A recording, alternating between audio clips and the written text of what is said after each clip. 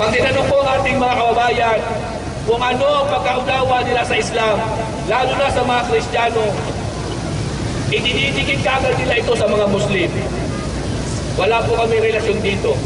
Kaya malaking sampal po ito sa inyo. Dahil bakit? Nagiging bukang bibig nyo ito, ngunit hindi nyo alam kung ano ang kahulugan. Mamaya kayo pala ay related dito. Ang lahat pala ay pwede palang magamit ito. Ano po bang ibig sabihin ng Islam? Bakit ang mga Ilocano pag nag-uusap, sinasabi nila ang salitang ito? Ang mga Kastila, sinasabi nila ito. Ang mga Amerikano, pinag-uusapan nila ito. Ang mga Kapampangan, ang mga Bisaya, pinag-uusapan nila ang salitang word na Islam. Ano ba ang ibig sabihin ng Islam? Eh, bawat isa sa atin nagbibigay na sarili nating pakahulugan. Bago natin malaman ang kahulugan ng isang wika, alamin natin, kaninong wika yan? Sino ang may-ari ng wikang yan? Alam niyo po ba na ang salitang Islam, kahit si Kuya Kim Atienza nagsasabi sa kanyang mga trivia, ang salitang Islam ay nanggaling sa salitang Arabic. Ang origin nito ay wikang Arabic. Dahil ito ay pag-aari ng Arabic na wika, ang tanging may karapatan lamang na magsabi kung ano ang ibig sabihin ng Islam ay ang mga taong nagsasalita ng wikang Arabic. Sa kanila ito, sila ang may-ari nito. Kaya sa kanila natin itanong kung ano ang ibig sabihin ng Islam. Hindi yung kung ano-ano ipinapakahulugan natin sa salitang ito. Pag sinabing Arabic, yan po yung mga tao na nagsasalita ng wikang Arabic, ang tawag sa kanila ay Arabo. Alam niyo po ba, sabi mismo ni Kuya Kim Atienza, tatlo ang international na lingwahe na ginagamit sa buong mundo. Tatlo. Ano yan? English, Spanish, at Arabic. Sabi din ni Kuya Kim Atienza, sa tatlong international na lingwahe, alam niyo po ba na ang Arabic, sabi ni Kuya Kim Atienza, ang pinakamaraming tao nagsasalita. At hindi lang yung pinakamaraming tao, pinakamaraming bansa na ang kanilang lingwaheng nasyonal o pambansang lingwahe nila o pambansang wika nila ay Arabic. Ang dami niyan. Hindi lang Saudi Arabia, hindi lang Oman, hindi lang Qatar, hindi lang Iran, Iraq, Libya, kita nyo na? Yemen, Jordan, Egypt. See? Ang dami niyan. Ethiopia. Meron pa yung mga bansa na humiwalay sa Russia. Pani-Arabic ang salita niyan. Napakaraming bansa na ang pambansang wika nila ay Arabic. So ang salitang Islam galing sa Arabic. Dahil pag-aari ito ng mga taong nagsasalita ng Arabic, itanong natin sa mga taong ito na tinatawag nating mga Arabo. Marami yan. Kuha tayo sa Egypt, kuha tayo sa Libya, kuha tayo ng Arabo sa Sudan, kuha tayo ng Arabo sa Saudi Arabia, Qatar, UAE, Oman, Kuwait, lahat yan ay mga Arabo. Itanong natin sa kanila, ano ba ibig sabihin sa inyo ng Islam? Alam nyo, sasabihin lang sa atin napakasimple. Ang Islam ay salitang pandiwa, nagsasaad ng kilos at gawa. Hindi siya reliyon. Siya ay salita na nagsasaad ng kilos at gawa. Isang pandiwa pala. Nakita nyo na? Hindi ito inimbento na reliyon. Hindi ito sinunod sa pangalan ng isang tao. Halimbawa, yung ideolohiya o paniniwala na Confucianismo o Confucianism mula kay Confucius. O kaya naman yung Marxismo mula kay Karl Marx. Hindi ganoon ang Islam. Hindi rin isinunod ito sa isang lugar. Halimbawa, yung reliyon ng Hinduismo o Hinduism mula sa Indus Valley na simula ang kailang reliyon. Hindi po ganoon. Hindi rin ito hinamo sa pangalan ng isang tao o propeta katulad ng Kristyanismo mula kay Kristo. O kaya naman, hinamo sa lugar. Halimbawa ay reliyong Judaismo mula sa Juda, tribo ng Juda. Hindi po ganoon ang Islam. Ang Islam ay isang salita na pandiwa na kung saan nagsasaad ng kilos at gawa. Ganoon lang po kasimple yan. At pag tinanong natin dire-diretso ang mga Arabo, dahil sa kanila ito, kung ganoon, ano ba ibig sabihin sa inyo ng Islam? Napakasimple lang po mga kapatid.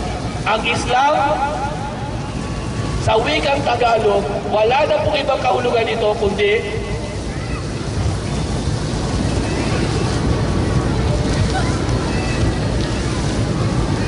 pagtupad sa kautusan ng Diyos. Pagtupad sa kautusan ng Diyos. Wala na pong ibang kahulugan ng Islam kundi pagtupad sa kautusan ng Diyos. Kaya lumalabas po isa nga siyang pandiwa. Ikilos ka, gagawa ka. Ano gagawin mo? Tutuparin mo, gagawin mo kung ano ang pinag-uutos ng Diyos o ano ang kalooban ng Diyos sa iyo bilang isang tao na kanyang nilikha pansamantala sa mundong ito. Ganun lang po ang Islam. Kaya, simple lang po mga magulang at mga kapatid. Pag tinatanong kami ng aming mga kabayan, ano ba ang paniniwala ng mga Muslim? Ano ba ang kanilang pamantayan ng kanilang paniniwala? Sa Tagalog po yan, mahaba nga lang. Pagtupad sa kautusan ng Diyos. Pero sa Arabic, napakaikli. Isang bigkas lang. Islam. Sino mang tao na kung saan nagsusumikap siya na matupad ang kalooban ng Diyos o magawa niya ang kautusan ng Diyos sa ayaw at sa gusto niya, ang ideolohiya na kanyang sinusunod ay walang iba kundi Islam. Ganun lang po kasimple yan. Kaya sino mang tao pwedeng gamitin ang salitang ito. Hindi po ito eksklusibo sa mga Muslim. Wala po kaming relasyon dito. Kahit sino magagamit ito, basta't ang lumalabas na kahulugan na kanyang gustong itukoy ay pagtupad sa kautusan ng Diyos. Ganun lang po kasimple ito mga magulang at mga kapatid. Translatable po ito, pwede nyo isalin sa inyong wika. Kung kayo Ilocano, Islam sa Ilocano, panagtumpal, tibilin ti Diyos. At kung kayo naman ay Bisaya, magtuman sa sugo sa Ginoo. At kung kayo Kapampangan, mas maganda Kapampangan mismo ang magsasabi. Pangaman niyo nga ping utos ng Ginoo. Ang Ginoo, yung utos king Ginoo. Ayan. Ganun lang po kasimple ang ibig sabihin ng Islam. Nasa inyong wika kung ano gusto nyo i-translate ito. Basta pag isinalin nyo sa inyong wika, kumakahulugan siya ng pagtupad sa kautusan ng Diyos. Sa Ilocano, panangtumpal, tibilin si Diyos. Sa mga Bisaya, magtuman sa sugo sa Ginoo. Ganun lang po kasimple. Kaya pag lumabas po sa bunutan, nabunod nyo, ano ang kahulugan ng Islam? Diba, tanong, nabunod nyo, pagbasa nyo, ano ang kahulugan ng Islam? Sagutin nyo lang. Sa inyong wika, kaya nyo, pagtupad sa kautusan ng Tagalog o Bisaya, wala pong problema. Kahit hindi nyo mabigkas yung salitang Islam. Ito po, sana sa aming mga kabayan, naunawaan nyo na po ng lubos. Nakikiusap po ako. Ang salitang ito ay pwede nyo gamitin basta tama ang pagkakagamit ninyo. Sakto sa sukat, dahil pag hindi ganoon, kayo ang lalabas na nakakahiya. Sampal po sa inyo yan. Sasampalin kayo ng ano? Ng salita ni Dr. Jose Rizal. Bakit? Nangihiram ka ng ibang wika, wikang Arabic. Ang Islam, hiniram mo. Iniba mo ang kahulugan nito. Sampal ka. Gamitin mo na yung salita mo para tamang-tama at hindi ka nakakasira ng ibang wika. Ano sabi ni Dr. Jose Rizal? Mas mainam mahalin mo ang sarili mong wika kaysa magmahal ka. Kumuha ka na ibang lingwahe na kung saan minamali mo ang kahulugan. Dahil bakit? Sampal sa iyo ang sinabi ni Dr. Jose Rizal. Ang hindi magmahal sa sariling wika ay higit pa sa mabaho at malansang bisugo. Bangos! Diba? Pasensya na po kayo. Medyo nakakalimot na po ako ng pag-aaral eh. Isda ba? Hindi ba pwede bisugo? Isda ninyo, pwede din. Bangos? Pwede na siguro, no? Ano pala? Isda pala. Sorry po. Medyo, ito nyo, kailangan nyo rito kung i-correct. Taulan din po ako eh, no? Taulan, kakamali. No? Yun po, okay? So, yun lang po ang kahulugan nito. So, umaasa. Pakitaas po lahat ng kamay ng mga Kristiyano na naintindihan yung aking paliwanag. Taas na po ako'y mahiya. Naintindihan? O yung hindi nakaintindi? Yung mga Kristiyano, naintindihan ba lahat? Mga kapatid kong Kristiyano, ang paliwanag ko. Kasi mamaya pag nagpulutan na, mamaya, hindi nyo masagot ito ha. Islam, pagtupad sa kautusan ng Diyos. Ganun na kasimple. So naintindihan mo ba ng lahat? Umaasa kami ha. Alam nyo kung bakit tinatanong ko kayo kung naintindihan nyo? Kasi isang termino pa lang eh. Isang termino po, marami pa pong terminology tayo pag-aaralan eh. Na maaari pag binunot, yun ang katanungan, nabulot nyo. Sayang, baka cellphone pa naman yun, hindi nyo makuha. Isa pang dahilan kung bakit tinatanong ko kayo kung naintindihan nyo. Ano kadahilanan? Dahil isang araw po, nagkaroon kami ng seminar sa census. Kaming mga imam, mga pare, ministro, mga pastor na iba-ibang sekta ng reliyon. Nagkaroon po kami ng seminar na kung saan ay mga bagong batas tungkol sa pagkakasal. Hindi sinasadya pagkatapos po ng seminar, libre pong pagkain namin sa census. Nakatabi ko po sa bandang kanan ko si Father Cuenco, ang pari ng Project 6, ng simbahan ng Project 6 na isang Katoliko. Pari ng Katoliko, si Father Cuenco. Isa siyang Agustinian priest, pari ng Katoliko katulad yan. Sa bandang kaliwa ko naman, nakatabi ko naman isang pastor ng born again, JIL. Si Pastor Robert de la Cruz, miyembro ng JIL kasamahan ni Eddie Villanueva, yung tumakbo ng presidente. Nung katabi ko sila, naglakas loob po ako, nakausapin sila. Sabi ko sa dalawa, Father Cuenco, yung pari po ng Katoliko, pwede po bang magtanong? Sabi ko sa Pastor Cruz, pwede po bang magtanong, Pastor Robert? Ay, oo naman, Ustad, imam ka. Alam namin ikaw ay imam ng Muslim. Ano gusto mo itanong sa amin? Ito po ang tinanong ko sa pare at saka doon sa pastor. Sabi ko, kayo po bang mga pare? Kayo po bang mga pastor? Sa inyo pong paglilingkod, ano po bang ideolohiya? Palatuntunan, gabay, alituntunin, sistema ang inyong isinasagawa para mapalapit kayo sa Diyos na pinaglilingkuran ninyo. Ulitin ko ang tanong ha, sabi ko sa kanila, Father Cuenco, Pastor Cruz, sa inyo po bang paglilingkod na ginagawa sa Diyos? Kung sino man po yung Diyos ninyo, ano po bang sistema, ideolohiya, gabay, alituntunin, ano po, sistema ang inyong isinasagawa na pamumuhay para makalapit kayo sa Diyos? Ang sabi sa akin nung pare ng Katoliko, abay napakasimple naman pala na tanong ni Imam Barcelon, ni Ustad Barcelon. Kami mga pare, para mapalapit kami sa Diyos, ang sistema o ideolohiya na aming ginagawa, ganapin, sundin, tuparin yung mga inuutos ng Diyos, yung kanyang mga kalooban dito sa lupa.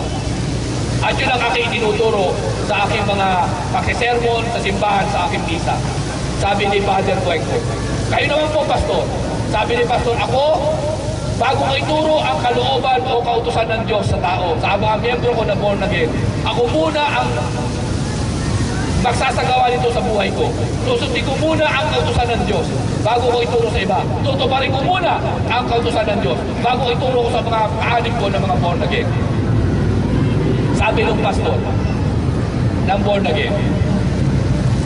Kung ganun po pala, Father, yun yung tanong ko ha, kung ganun po pala, Father, sa maiksing salita, Pastor, ang inyong sistema o ideolohiya na sinusunod para mapalapit kayo sa Diyos, sa maikling salita, ay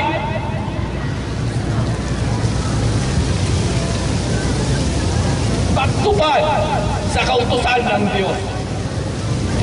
Ito po ang sinabi ko ngayon sa dalawa. Kung ganun po, Father, ang sistema pala, ideolohiya, na inyong sinusunod ay pagtupad sa kautusan ng Diyos. Sabi ni Father sa akin, yan nga! Sabi ng pastor sa akin, definitely right, yan na yun, para makalapit kami sa Diyos. Ang ganun po ba, Pastor? Father? Oo, yan nga, Ustad. Alam niyo po ba yung pong sistema o ideolohiya na inyong ginagawa na paglilingkod sa Diyos, sa wikang Arabic po ng pagtupad sa kautusan ng Diyos ay Islam. Eh nung sabihin ko po, sabi ni Father sa akin, ay hindi, Katoliko ako ha. Yung pastor naman po, ay hindi, born again ako ha. Sabi ko, ano ba itong kausap ko, nakaintindi ba ito? Bakit pagka inarapin ko yung kanilang sistema na ginagawa na paglilingkod, sabi nila, yan nga, sa Tagalog ay pagtupad sa kautusan ng Diyos. Eh bakit pagka sinabi kong Arabic, ay hindi Katoliko ko ha. Is ay hindi, born again ako ha.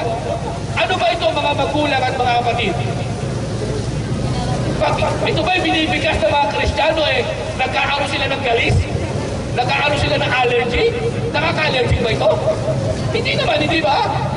Eh bakit pag Tagalog sinasabi ng mga pare, yan nga ang aming ginagawa para mapalapit kami sa Diyos. Ang tuparin, ang sundin, ang kautusan ng Diyos.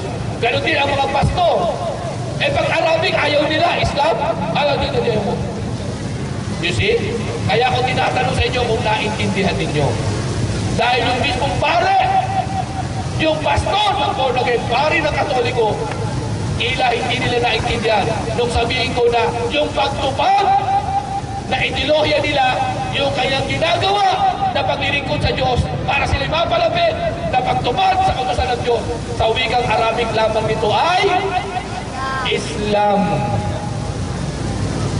Ayaw nila itong salitang ito Eh pareho lang yun Tagalog, pagtupad sa kautusan ng Diyos. Arabic, Islam. Allergic sila, ayaw nila. Katoliko ko, sabi ng pare. Ay, born again ako ayoko niyan. Tagalog pwede, ano ba yun? Clear na po ba mga kababayan? So yun lang po yun ha. Huwag na kayo magbibigay iba pang kahulugan patungkol dito. Islam, submission to the commandments of God or submission to the will of God. So pa rin, gawin ang kautusan ng Diyos. Ganun lang kasimple ang ibig sabihin ng Islam. Kahit sino, pwedeng gumamit dito.